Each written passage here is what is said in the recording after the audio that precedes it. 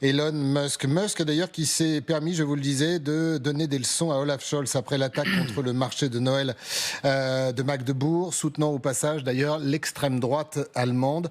Musk plus vice-président que jamais, au point d'agacer, d'alerter l'entourage de Donald Trump. D'où cette mise au point hier. Vous allez voir, c'est très intéressant, la forme et le fond. Et non, il ne va pas devenir président. J'aime être entouré de gens intelligents. Vous savez, ils sont sur une nouvelle lancée. Le président Trump a cédé la présidence à Elon Musk ? Non, cela n'est pas en train d'arriver. Assez incroyable, général, pour devoir, devant des amis, le préciser. Il va même un peu plus loin, puisqu'il parle de la Constitution américaine qui fait que quand vous êtes Pour une fois, pas... il a raison sur la Constitution. Non mais d'accord, mais il en est là quand même, il le rappelle. Il ne pourra jamais être président des Exactement, États-Unis. mais il est obligé de le rappeler. Oui, mais on est dans le buzz politicien, voilà. Donc je pense qu'effectivement, il y a beaucoup de débats actuellement sur la venue au pouvoir de Trump. Je voudrais quand même faire un petit mot sur les transgenres. 300 000 mineurs concernés, ce n'est pas anodin. Non, c'est pas même anodin. à l'échelle. Donc je pense qu'il ne faut pas relativiser sur cette question-là. Je ferme la parenthèse. Maintenant, concernant justement Musk, quand même, moi, ce que je remarque surtout dans les nominations actuelles, parce que c'est à ce niveau-là que je vais essayer de me placer, il y a beaucoup de milliardaires, beaucoup de gens loyaux. C'est du privé. Ou du milliardaire loyal. Milliardaire loyal, en plus. Le mot loyal, voilà, vous avez raison, voilà. en général, je crois que c'est la base. Voilà. Donc on est quand même sur un schéma politique de l'administration américaine qui va être extrêmement intéressante avec et on revient faire de l'Amérique great again. Donc on va bien arriver à cette situation où il met autour de lui tous les gens capables de. Alors maintenant qu'il y a des bisbilles, peut-être avec Musk qui est quand même très entreprenant. Je sais pas, vous allez parler de Scholz peut-être dans quelques instants, si on a encore le temps. Je n'en sais rien. Mais il nous reste quelques minutes. Oui, mais voilà. quand même. Sur un drame que vit l'Allemagne, se permettre de... Enfin, qui est-il ? Oui, mais c'était pas parti dans cet esprit-là. Je crois que quand il a envoyé son tweet, c'était avant Magdebourg, il me semble, quand il a soutenu la personne de l'AfD, qui est une militante. Voilà. Donc il y a eu mais on est quand même... Alors il y a une concordance de temps, mais... des événements, ça ne veut pas dire que ça soit calculé dans le même état d'esprit. Maintenant, peu importe. On est quand même sur un schéma politique très clair. Alors moi, j'aime pas trop le mot populiste, parce qu'à force de dire populiste, ça veut dire qu'il y a des gens qui n'ont pas voté correctement. Alors je dirais peut-être un vote populaire d'une certaine partie de la population qui vote d'une certaine manière, qui est quand même une majorité, quand même l'admettre, qui fait que on pense comme ça. Et l'expression politique qu'on est en train de voir en termes d'administration, ça correspond à cela. Alors maintenant, on a toujours cette idée, c'est que l'Amérique doit redevenir la première puissance du monde, ce qu'elle n'était pas. Alors maintenant qu'on a le show permanent de Trump, on l'aura. Et la question qu'on doit se poser, à quel moment doit-on le prendre au sérieux ? C'est peut-être la vraie question qu'on doit se poser. Parce que finalement, vous avez raison. Il y a des moments où on va changer d'avis pour un oui, pour un non. Si on est transactionnel, j'ai retenu ce terme, c'est exactement le terme, c'est ça, transactionnel. Voilà, il suffit de faire un deal. Et si on fait un deal, on le met dans sa poche. Et puis Trump, il part dans notre... Mais ça dure combien de temps ? C'est une autre question. Et là, voilà, on est un petit peu dans l'incertitude. Il va falloir intégrer dans notre réflexion géopolitique l'incertitude du comportement de Donald Trump. On le savait avant, ça se confirme aujourd'hui. Peut-être qu'il a pris un peu de maturité quand même depuis son premier mandat. En tout cas, ceux et celles qui l'entourent, oui, ils en ont pris. C'est ça aussi, parce qu'on pourrait en rire, mais non.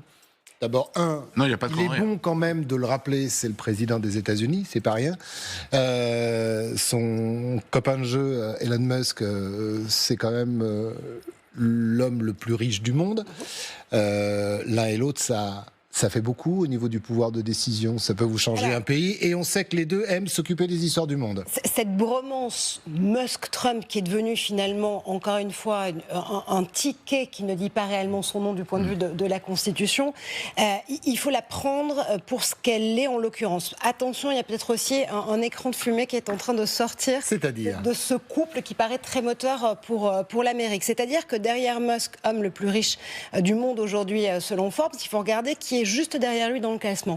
Derrière lui, en deuxième position, à 126 milliards près, je sais, c'est une broutille, il y a Larry Ellison. Larry Ellison, c'est le cofondateur, un des 3 cofondateurs d'Oracle, qui est une grande société de software américain et qui notamment a un pied dans le business de l'intelligence artificielle et du cloud, de l'hébergement de ces données notamment. Et Larry Ellison, c'est un Trumpiste de la première heure en l'occurrence. Il l'a déjà suivi sur sa campagne en 2016, en 2020, à tel point qu'en 2020...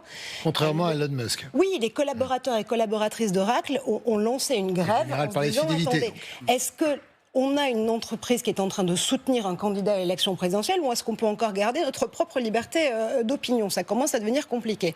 Et À Mar-a-Lago, en l'occurrence, quand Donald Trump, il y a quelques semaines, fait passer des castings, si j'ose dire, pour choisir les noms de ceux et celles qui vont peut-être le rejoindre dans son administration, il faudra encore que le Sénat valide ces nominations, bien évidemment, il n'y a pas que des équipes de transition dans la pièce. Il n'y a pas que des politiciens formés à ce jeu, justement, de la contre-interview. Il y a aussi Elon Musk et Larry Ellison qui font passer ces interviews.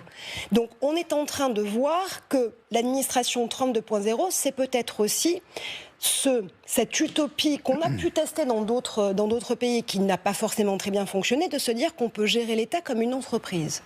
Ou en tout cas avec des méthodes managériales qui y ressemblent fort.